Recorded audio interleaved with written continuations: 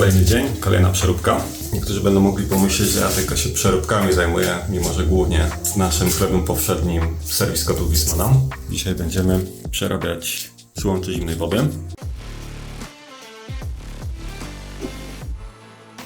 Więc witam Cię na kanale, Marcin Boczulak, Okiem Serwisanta. Nie ma tutaj manometru, klient chciał mieć wiedzę, ile będzie tak naprawdę szło z sieci. Nie ma też tu zaworu zwrotnego antyskażeniowego, więc od razu ląduje takie cudo.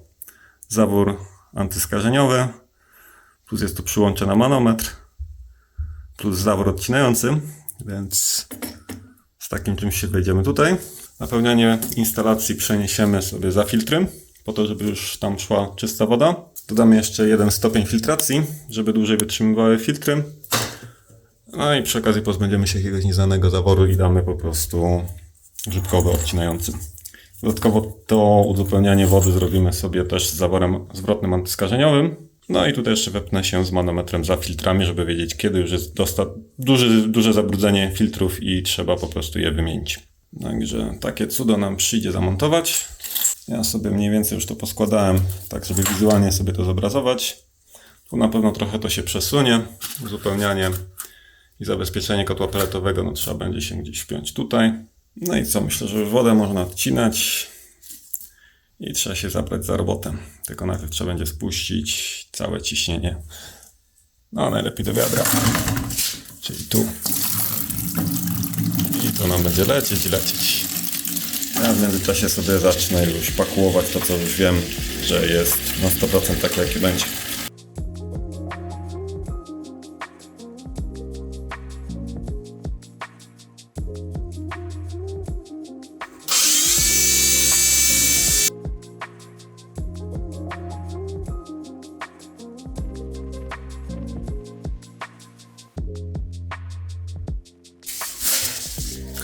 To ja już skończyłem.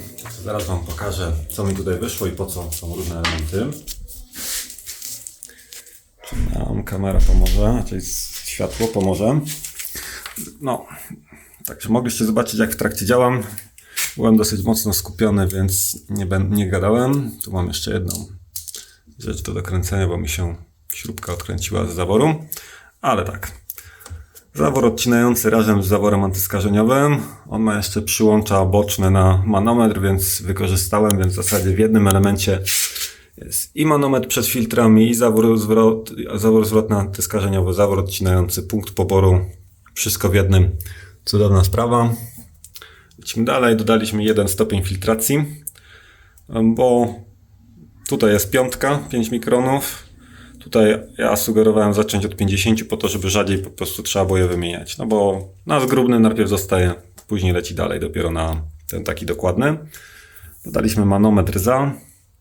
Tu już nie miałem za bardzo jak się wpiąć w tą, bo musiałbym z drugiej strony, ale wtedy nie byłoby jak się tutaj dostać, więc finalnie wylądowało to osobno. I tu jest manometr za filtrami. I tu jest dopływ wody na kotłownię i do peleciaka, żeby go schładzać. Tutaj też nie było zaworu zwrotnego, więc zawór antyskażeniowy wylądował. Także jakby tu odciąć, wszystko poodcinać, tu spuścić wodę, to nie wróci nam w drugą stronę. To jest bardzo ważne, żeby po prostu sobie nie skazić wody, bo później ją wypijemy. Zawór odcinający, żeby łatwo wymieniać filtry. Tutaj też tym malutkim zaworkiem spustowym można sobie spuścić ciśnienie. Także nie żygnie to po prostu na twarz. No i jeszcze klient sobie życzył, żeby była możliwość podpięcia zmiękczacza. Że tu mamy bypass, który jak zamontujemy zmiękczacz w te dwa krótce, no to tak naprawdę ten bypass można będzie zamknąć. A tak to na ten moment po prostu jest zakorkowane, zawór otwarty.